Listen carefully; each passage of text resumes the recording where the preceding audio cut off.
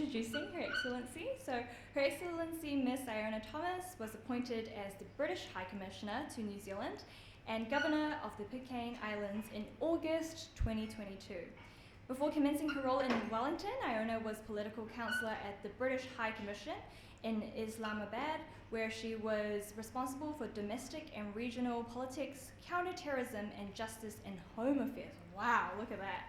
Prior to this, she held the post of additional Deputy Director for the Middle East and North Africa at the then Foreign and Commonwealth Office in London.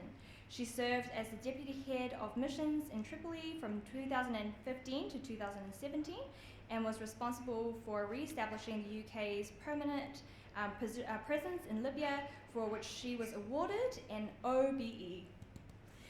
From 2012 to 2015, she was a spokesperson at the UK mission to the United Nations in New York, and Iona has also served in Afghanistan, New York, and Pakistan.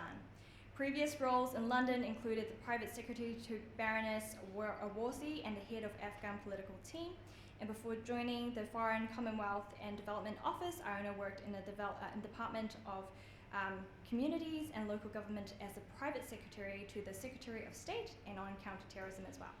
And Iona has received a master's degree from the London School of Economics and a bachelor's degree from Oxford University. So without further ado, I'd like us to do a round of applause for Her Excellency.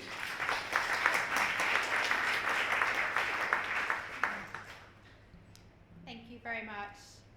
Tēnā koutou katoa. Mihi atu ki te whare tawahi amahi i Aotearoa, me te manakitanga o te kaupapa o te rāne. Tēnei te mihi ki te mana whenua, me te tō iwi katoa, tēnā koutou. Thank you everybody for joining us this evening. I come from a life which in its infancy was international. I was born in Germany where my father worked in international insurance, and we lived in Germany, Belgium, and the United States when I was a child. And I didn't actually move to the UK until I was 17. And it is perhaps that international upbringing which planted the seed for a career that is international at its very heart, a career in diplomacy. My first overseas posting, as you heard, was to New York, where I was the press spokesperson for the United Nations, and then to Libya and Pakistan before coming to New Zealand in 2022. And travel is something that remains constant in a diplomat's life, whether that is moving between postings or during our postings where we travel often around the countries we are posted to. And I come to Auckland as we have a consulate here and the bulk of our trade team as well as the British Council and other colleagues. And it is a key part of our network. I go further afield, I try and get out of the Wellington bubble and Auckland as well, into New Zealand's towns and regions, recently travelling to Nelson as well as Dunedin and Gisborne. I've told the team that visiting a farm during lambing season is on my New Zealand bucket list, but they haven't managed to arrange that quite yet.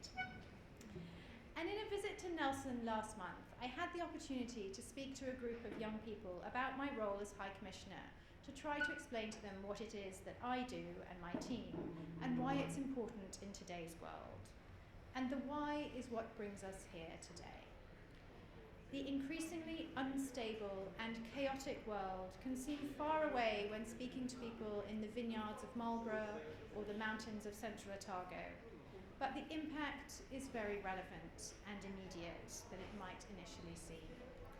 This decade is in fact becoming increasingly characterized by accelerating instability, and standing with our friends is needed now more than ever. This evening I'll set out what the UK seeks to achieve internationally and how it can only be achieved through cooperation with our friends and partners like New Zealand, and why those partnerships matter. From Operation Interflex, which supports Ukraine, to HMS Tamar's joint work with New Zealand and Fiji in policing illegal fishing in the Pacific.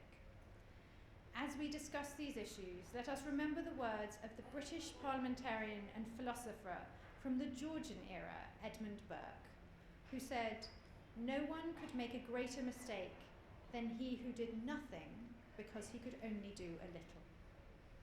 Amidst the tumultuous currents of current affairs, it is natural to question the significance of partnerships forged across continents and oceans.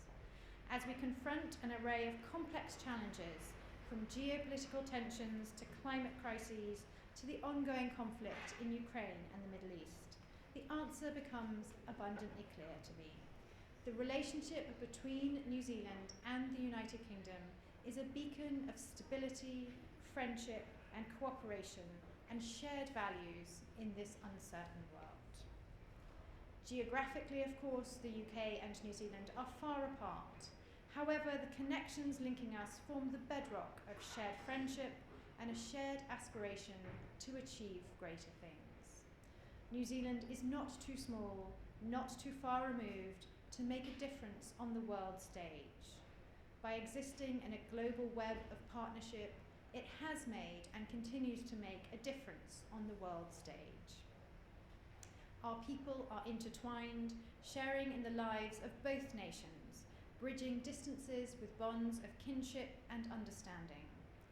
From the bustling streets of my home city, London, to the breathtaking landscapes of Aotearoa, New Zealand, we are bound by a common commitment to democracy, human rights, and the rule of law. But as we have seen all too clearly in recent years, this is not a commitment shared by all globally, nor one to be taken for granted.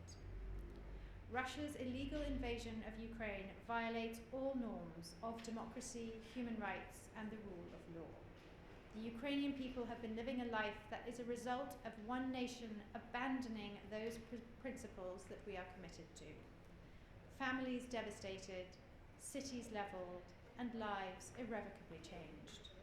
It is a sobering reminder of the fragility of democracy and the ever-present threat of instability.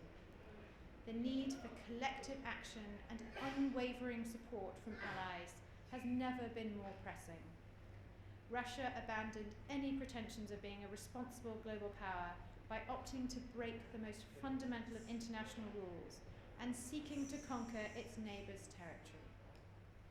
Turning to Iran and North Korea for military support is a sign of how far Russia's international standing has been damaged. And while the war in Ukraine can seem distant from here in New Zealand, it has had profound implications across the globe, from spiralling fuel and food costs to undermining worldwide stability that depends on nation states operating within the rules. Putin's contempt has only been highlighted by the actions of his coercive authoritarian regime.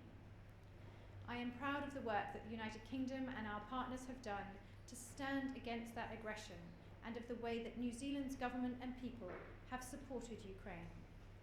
It has not and will not be easy, but challenging times are a chance for nations to stand up and rise to that challenge, to do the right thing even when it's hard. The UK has provided close to 25 billion New Zealand dollars to support Ukraine, which includes an extra $6 billion in military spending for 2024-25. We have trained 60,000 Ukrainian personnel and provided more than 8,000 rounds of ammunition for the Challenger 2 tanks that we have donated. We've introduced the largest and most severe package of sanctions ever imposed on Russia, or indeed on any major economy. Supported by New Zealand, the work of Operation Interflex, the training of Ukrainian soldiers on Salisbury Plain, has provided practical and important support to the war effort. The New Zealand government's announcement in February of further funding and a commitment to continue training Ukrainian soldiers was incredibly welcome. I point this out because the response to Ukraine cannot be maintained by one nation, but all nations who disagree with this illegal invasion. And why is that so important? Because Putin is betting on fatigue. He is gambling on a scenario where Ukraine's allies pack up and go home. A bet where their unlimited partnership with China reaps benefits of authoritarian regimes acting together. But this is a poor bet, because the United Kingdom is with Ukraine to the end. But imagine a world where what Putin wants does happen, where Russia wins. A world where countries can invade one another for territorial gain with impunity and blithely threaten the use of nuclear weapons, where the right to self-determination does not exist, and where countries cannot act in legitimate self-defense. A a world that we had all hoped had been left behind in the darkest days of the 20th century. And just as the conflict in Ukraine underscores the necessity of standing together with our allies to uphold peace and stability, so too does the conflict in Gaza. The challenge we face in these regions differ in nature, but the fundamental principles remain the same: the pursuit of peace. The situation in Gaza is desperate. The UK wants to bring the conflict to a sustainable end as quickly as possible. Too many lives have been lost, and there is an urgent need to get more aid to the people of Gaza to prevent a famine. Israel has made some progress in allowing more aid into Gaza, but more must be done. And I will be clear that Israel suffered an appalling terrorist attack on the 7th of October, the deadliest in its history. It has the legitimate right to self-defense, a right exercised in line with international humanitarian law. But this conflict serves no one. Both sides can see that it isn't leading where they want. The fastest way to end the conflict is to secure a deal which gets the hostages out and allows for a pause in the fighting in Gaza. We must then work with our international partners to turn that pause into a permanent ceasefire. This is much easier said than done. There is, however, a narrow path ahead, a path which only through cooperation can be made into a wider path for lasting peace. Hamas must release the hostages immediately. Nothing can justify their continued detention. Their families are showing great courage in horrific circumstances. And at the same time, we must push as hard as we can to get aid to Palestinian civilians. The UK has trebled our aid commitment and are trying to get in more aid as quickly as possible by land, sea and air.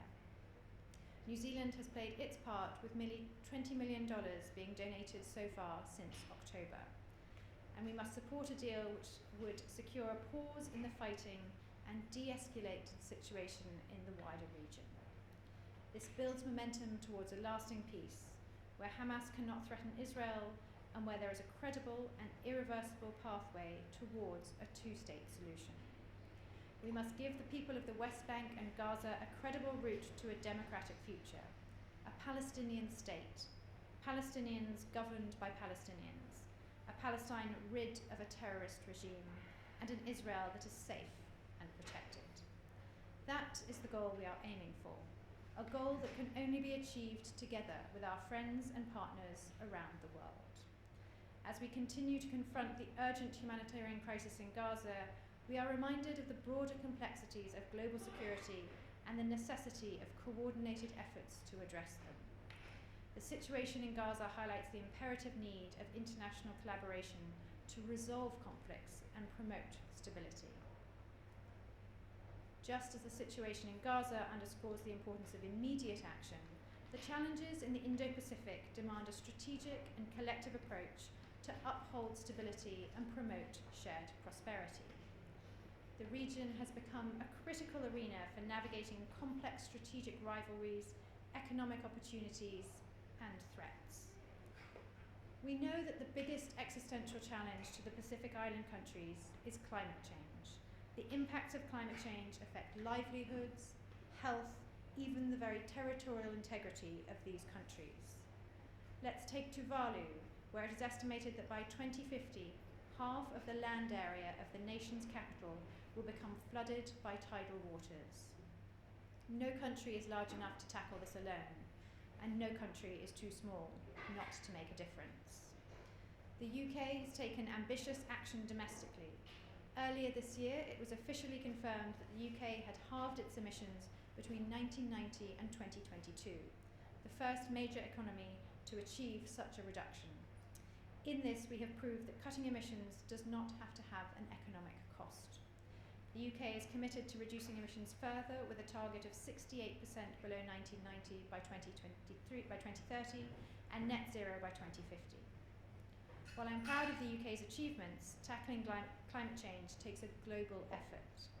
That's why we're working with New Zealand to improve access to clean energy in the Pacific. Beyond climate change, the UK and New Zealand have been working together in partnership, making a difference across the Pacific region. Our committed advocacy for the region comes from an understanding that a prospering Pacific is good for the world. Working in partnership with New Zealand is central to that goal. This position stands in contrast to other actors who are following a strategy of disruption to advance their wider desire to reshape the international order.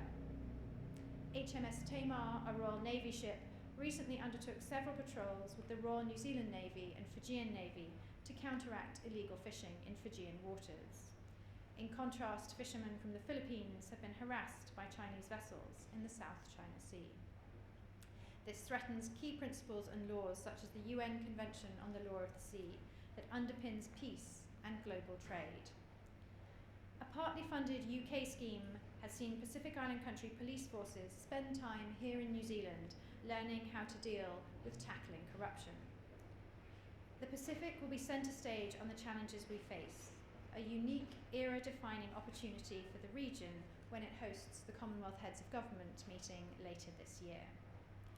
And I point to this activity to illustrate the power that collaboration in the region can achieve compared to actions served in the self-interest.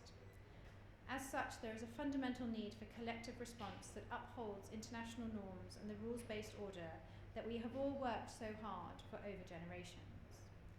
The UK recognises that to solve the world's problems, we need to engage with China, while also being frank on their recent actions.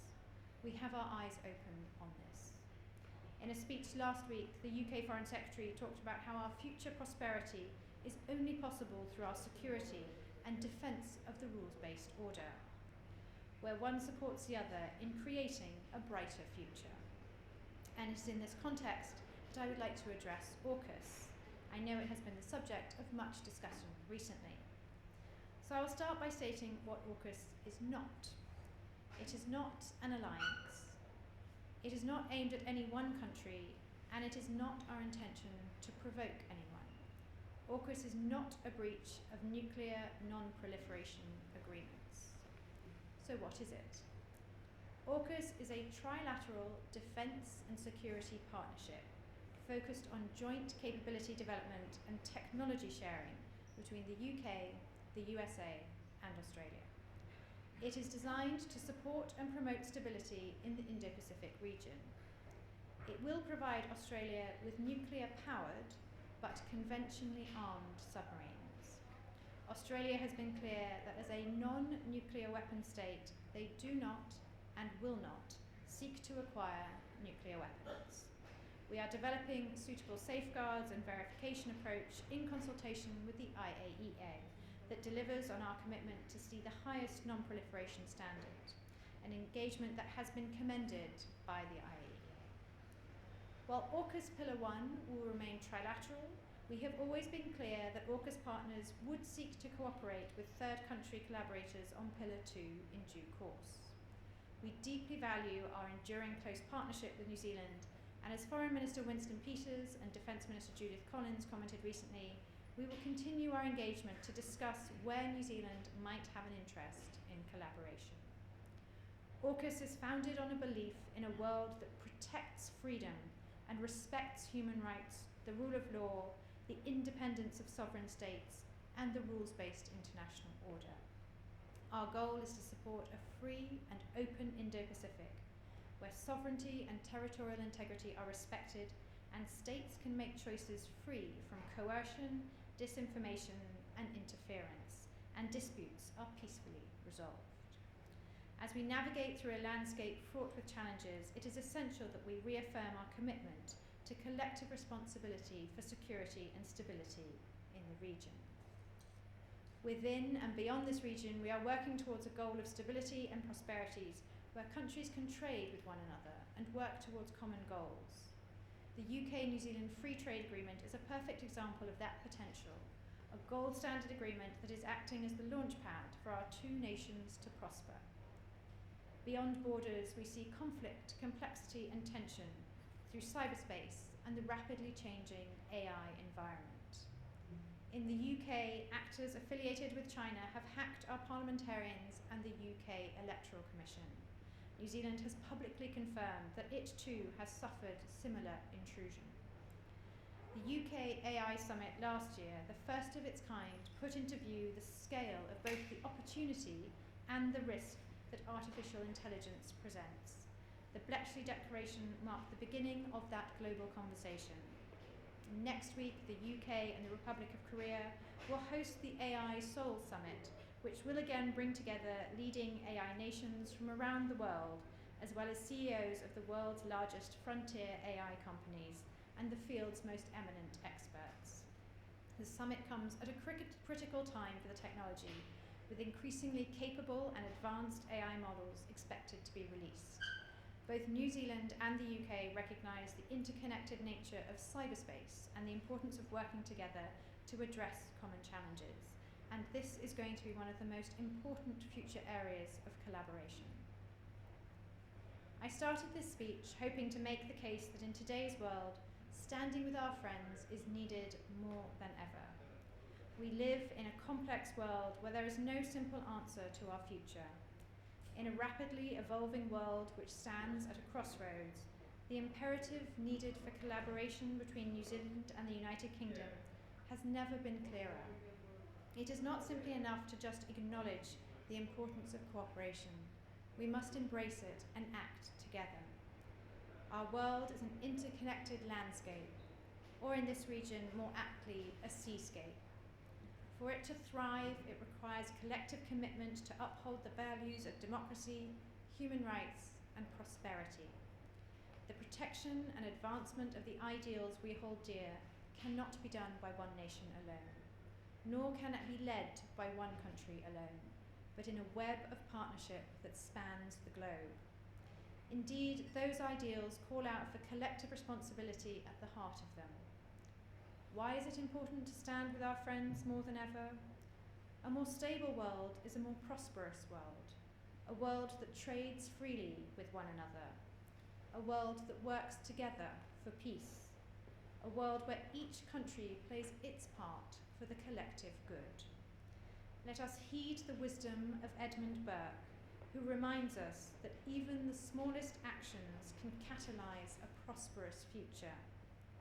Therefore, it is incumbent upon us to forge even stronger ties, leveraging our complementary strengths. Whether it is promoting sustainable development, fostering innovation, or championing multilateralism.